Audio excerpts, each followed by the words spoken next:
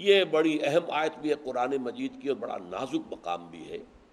حضور صلی اللہ علیہ وسلم کا ایک بہت بلند مقام ہے ہمارے دلوں میں، اللہ اسے اور بھی بلند کرے، لیکن یہ ایک مقام ایسا ہے قرآن مجید کا کہ جس میں اللہ تعالیٰ کی طرف سے حضور پر ایک قسم کا ظاہری طرح کا عتاب ہوا ہے۔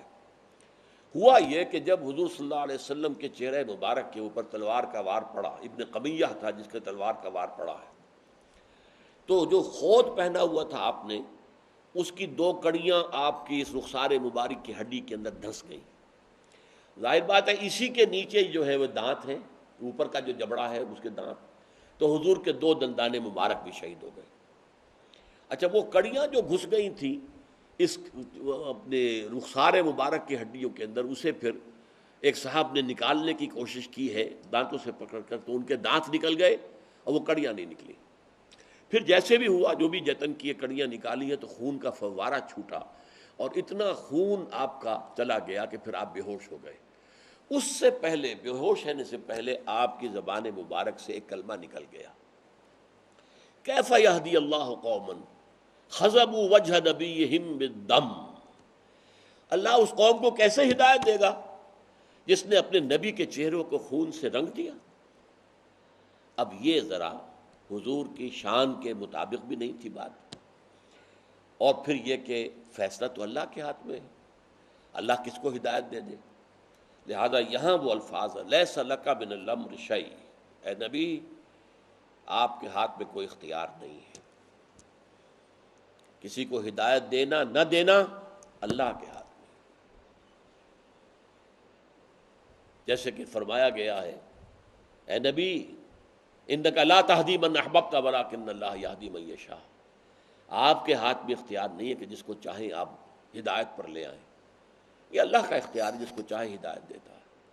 جس کی سب سے بڑی مثال ابو طالب، حضور کے محسن ہیں، پرورش کرنے میں بھی ہاتھ ہے، پھر یہ کہ پوری سپورٹ خاندان بنی ہاشم کی ان کے ذریعے سے ملی ہوئی، لیکن ایمان نہیں لائے۔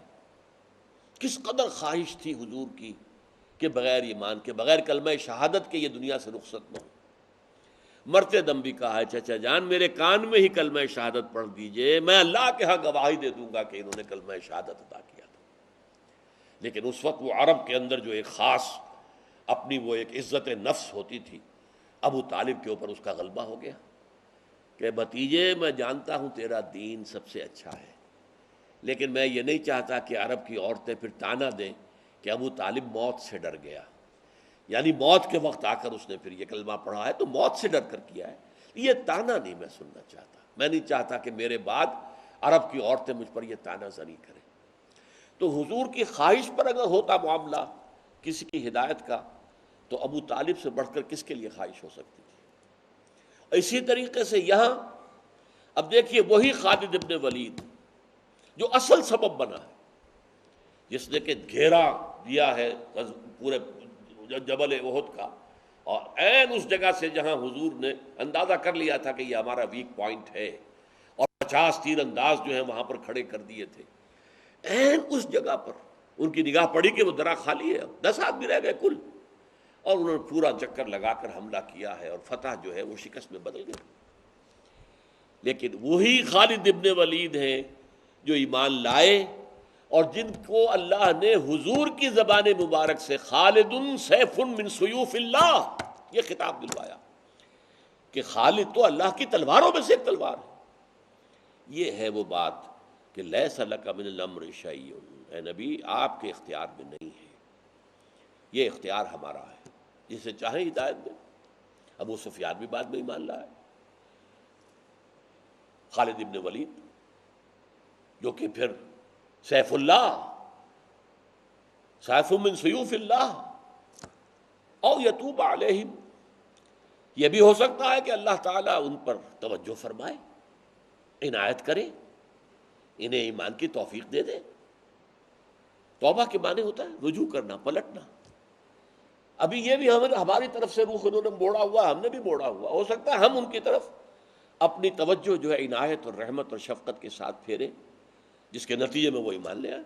او یتوب علیہم او یعذبہم، یہ بھی ہو سکتا ہے اللہ انہیں عذاب دے، یہ اختیار اس کا ہے۔ توبہ کی توفیق دے دینے کا اختیار بھی اس کا ہے اور عذاب دینے کا بھی ہے۔ فَإِنَّهُمْ ظَالِمُونَ، اس میں تو کوئی شک نہیں کہ وہ ظالم ہیں، انہوں نے ظلم کیا ہے، انہوں نے مسلمانوں پر ظلم کیا ہے مکے میں پورے 12 برس، انہوں نے اب جو حملے کیے ہیں وہ ظالم ہیں، پھر مشرک ہیں، کافر ہیں، یہ اپنی جگہ ہے، لیکن یہ کہ اللہ تعالیٰ جب چاہے جس کو چاہے ہدایت دے دے۔ تو اس حوالے سے لیس لک من الامر شیء، نہیں ہے آپ کے ہاتھ میں کوئی شے اختیار میں سے، اور یتوب علیہم اور یعذبہم، اللہ چاہے تو ان پر عنایت فرمائے اور ان کو توبہ کی توفیق دے، اللہ چاہے تو انہیں عذاب دے۔ فإنہم ظالمون، اس لیے کہ حقیقتاً وہ ظالم تو ہے۔ وَلِلَّهِ مَا فِي السَّمَاوَاتِ وَمَا فِي الْأَرْضِ، یہ آیت عام طور پر آتی ہے کسی ایک خاص بحث کے اختتام پر، یہ قرآن مجید کا عام اسلوب ہے، بہت سے مقامات پر آپ دیکھیں گے۔ اب یہ گویا کہ ان آیات میں، ان 8 آیات کے اندر جو ہے ایک طرح سے ایک پورا جو ہے غزوہ احد کا ایک سکیچ ہمیں دے دیا گیا، اور اس کو یہاں ختم کیا جا رہا ہے ساتھ، پھر اس کے ایک ایک معاملے کے اوپر لے کر تفصیل سے بھی گفتگویں ہونی ہے۔ وہ تو 60 آیات، جیسا کہ میں نے عرض کیا ہے، 60 آیات پر مشتمل معاملہ ہے، کوئی چھوٹی سی بات نہیں ہے۔ للہ ما فی السماوات و ما فی الارض، اللہ ہی کے ہاتھ میں ہے اور اللہ ہی کا اختیار ہے اور اللہ ہی کی ملکیت ہے، ہر وہ شے جو آسمانوں میں ہے اور ہر وہ شے جو زمین میں ہے۔ یغفر لمن یشاء ویعذب من یشاء، وہ جس کو چاہے بخش دے۔ تم نہیں آبجیکٹ کر سکتے اگر اللہ تعالیٰ قیامت کے دن ابو جہل کو بخش دے، ہو آر یو، اس کا اختیار ہے۔ اللہ چاہے تو اپنے متقی ترین شخص کو جہنم میں ڈال دے، اس کا اختیار ہے۔ لہذا یہ سارا یہ اللہ کی مشیت پر ہے، اس کا فیصلہ ہے، اس کو اختیار مطلق ہے، اس کی چیز ہے۔ جیسے آپ کی بکری ہے، آپ نے جب چاہا ذبح کی اور اس کا گوشت کھا لیا، آپ کا اختیار ہے۔ یغفر لمن یشاء، ہاں اس نے بتایا ہے کہ اس کی مغفرت کے حقدار کون ہیں اور اس کے عذاب کے حقدار کون ہیں۔ عام قانون تو وہی ہے، لیکن اس قانون سے اللہ تعالیٰ کے ہاتھ بند نہیں جاتے۔ جیسے جو بھی سائنٹیفک لاز اللہ نے مقرر کیے اس کائنات کو چلانے کے لیے، جو فزیکل لاز ہیں بنائے ہوئے اللہ کے ہیں، لیکن اللہ کا ہاتھ بند نہیں گیا۔ آگ جلاتی ہے لیکن اللہ کے حکم سے جب چاہا اس نے نہیں جلایا، حضرت ابراہیم کو نہیں جلایا۔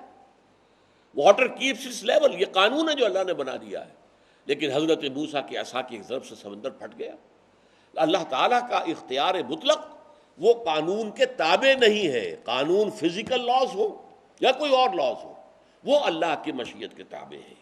یغفر لمن یشاء ویعذب من یشاء واللہ غفور رحیم، اور اللہ تعالیٰ بخشنے والا ہے، رحم فرمانے والا ہے۔